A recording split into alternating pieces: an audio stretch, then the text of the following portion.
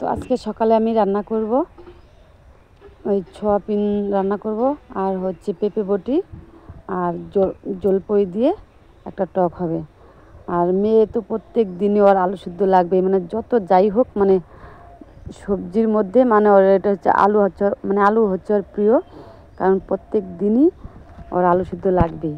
তো তার সঙ্গে আমরাও খাই। তো যাই হোক, আর আমাদের তো 11 দিন নিয়ম খেতেই হবে, কারণ আমার ঠাকুমা শাশুড়ি মারা গেছে, আর ছেলে মেয়েরা নিরামিষ একদমই খেতে চায় না। তাই ভাবছি যে আলু সিদ্ধ করে সোয়াবিন দিয়ে রসার মতো রান্না করব, আর জলপুর টক আর পেঁপে বটি করব। আর দুপুরে রান্না করব না, কারণ সকালের খাওয়া দাওয়া করতে করতে অনেকটাই টাইম হয়ে যায় দুপুরবেলা। এর জন্য দুপুরে এখন করা হয় না। রাত্রে প্রত্যেক দিন রাত্রে সিদ্ধ ভাত কিছু বড়া টড়া করি, তার সঙ্গে ঘি আছে, সিদ্ধর সঙ্গে ঘি দিয়ে মানে গরম ভাত খেতে খুবই ভালো লাগে। আর বেগুন ভাজি বা অনেক সময় আছে যে বড়া টড়া করে নিই। আর এদিকে চলে আসলাম আমি ফুল খেতে। তো এই সাইডে দেখো, এগুলো হচ্ছে তোমার রাই সর্ষা।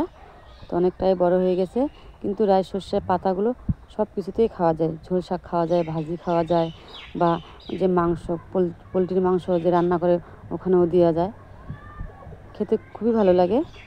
আর এদিকে দেখো, ফুল গাছে তো আলুর মতো করে যে কেল কেল মানে কেল বানিয়েছি।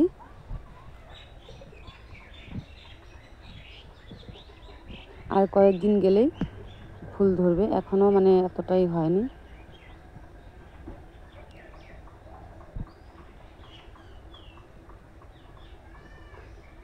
আর আমাদের এখানে কিন্তু ঠান্ডাও পড়েছে, তেমন সকাল সকালে অনেক রোদ্র উঠেছে।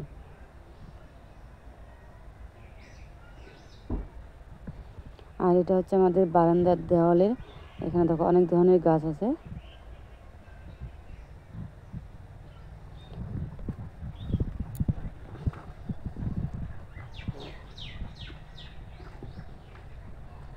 আর এখানে যে উঠানো ধান নিয়ে আসে, তো